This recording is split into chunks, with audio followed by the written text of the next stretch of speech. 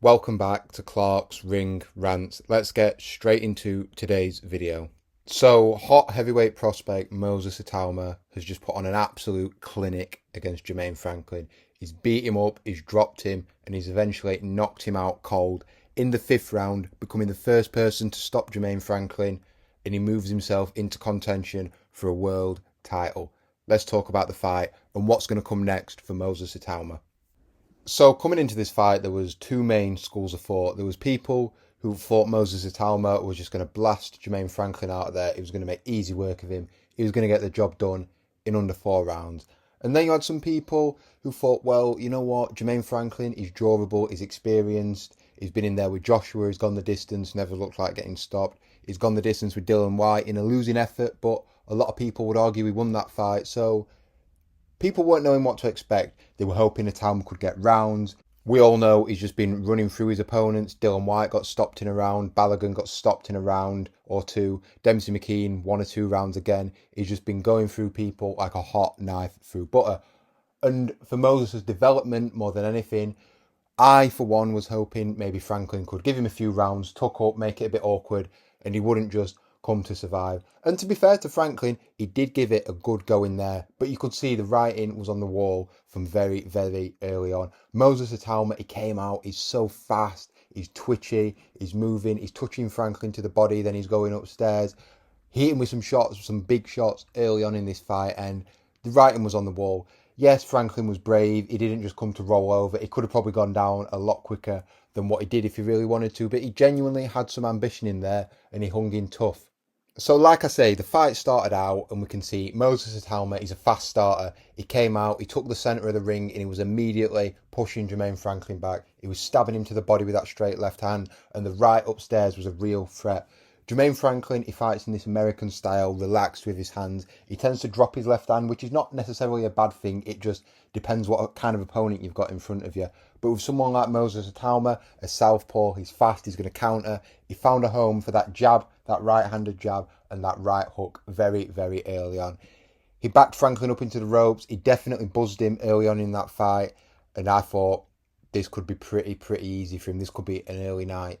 But then Franklin, he sort of came into it a bit more in the second and third round. He had a go. He was trying to counter, but his counters were getting countered by Moses. So that dropped his output down eventually. And you could tell by the end of the fight, Franklin was scared to throw because he knew what was going to be coming back. It was obvious to see the blistering hand speed. In the division right now, I can't think of a fighter that's got a better blend of hand speed, foot speed, coordination, body feints, changing the attack. Usyk's quick, but he's slowing down. He's 39 years of age. Itauma is something else. He's got the foot speed, the hand speed. He's got those advantages going over Usyk. He's not got the experience, but listen, if they were to fight next, that's an interesting fight. But there's still unanswered questions about Itauma, and it's not necessarily his fault. No one is good enough to test him, to take him into deep waters. That was the 5th round, and he's flattened Jermaine Franklin. Joshua couldn't put a dent in him. Dillian Whyte couldn't put a dent in him. So that puts things into perspective where Moses Itauma is at in his career. But as the fight wore on, I think it was in the 4th round, he backed Jermaine Franklin up into the corner. They traded shots. I think Itauma, he feinted, he went downstairs. He came up with sort of like a chopping right hook, which he shot down.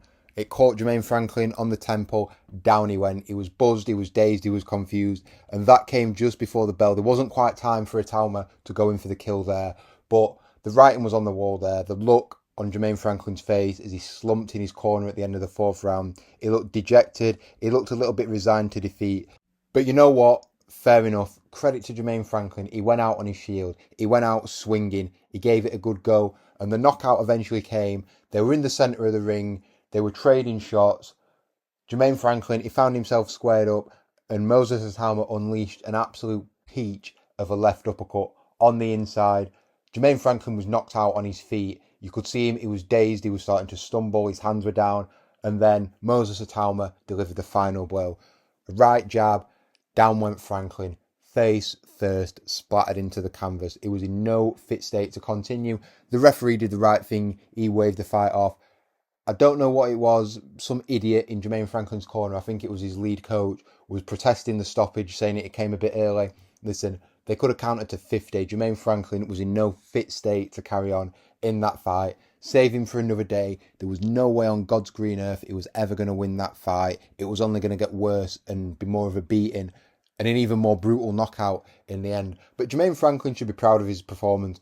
No one wants to fight Itauma. People are running scared. They're asking for too much money. He didn't care. He got in there. He gave it a go.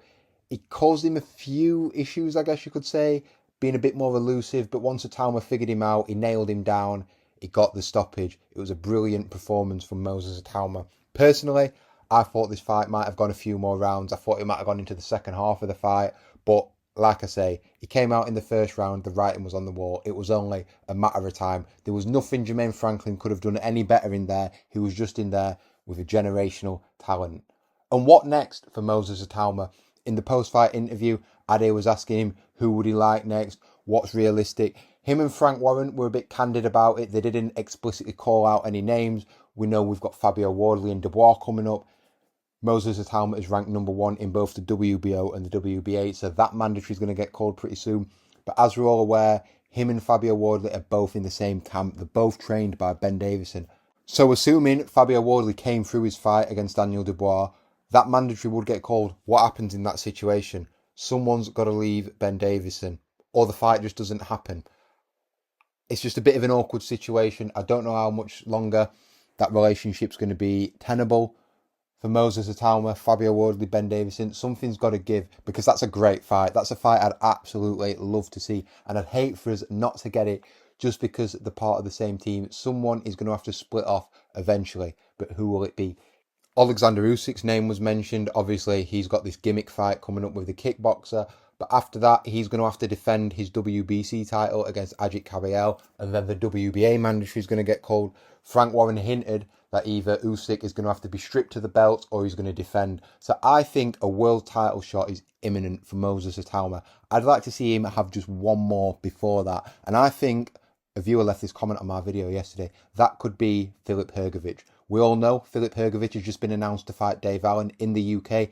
And his name has been bandied about as a potential opponent for Moses Itauma previously. I believe he turned the fight down. He could have fought him this time round, but he went for Dave Allen instead. And I believe if he comes through that fight, we will see Moses Itauma versus Filip Hrgović next.